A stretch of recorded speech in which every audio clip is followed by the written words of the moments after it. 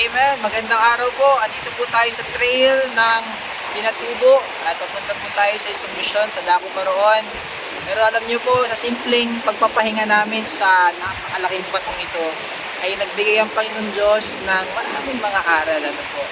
At ngayon, gusto po namin na magpabaon ng mga aral at mga paalala, mga pearls of wisdom galing po sa mga itinuturo ng karunungan ng Panginoon Diyos.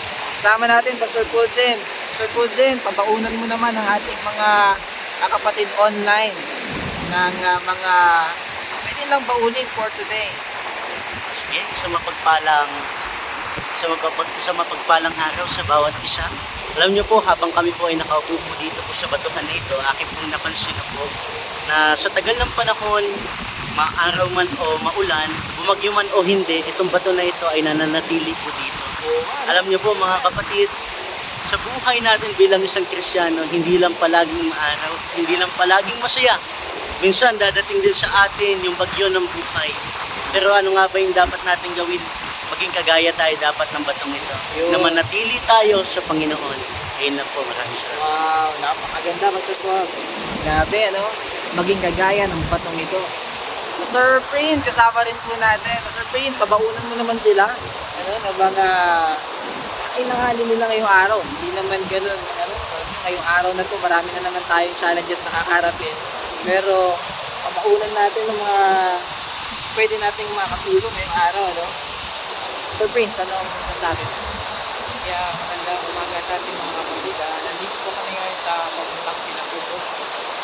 Alam niyo po mga kapatid, lagi ko napapansin po yung sa ilog po ay gumagawa po siya ng paraan para makaabot lang po sa karoroonan nito. So bilang tayo ngayon na lingkod ng Panginoon, hindi hadlang yung maraming hadlang sa ating buhay. Nagaya ng ilog na to, gagawa ng paraan. Yun lang po. Amen. Wow. Maging kagaya ng bato kanina. Ngayon, ilog naman. Kung bato na hindi matitibag, samahan mo ng ilog na nagpapatuloy kahit may hadlang.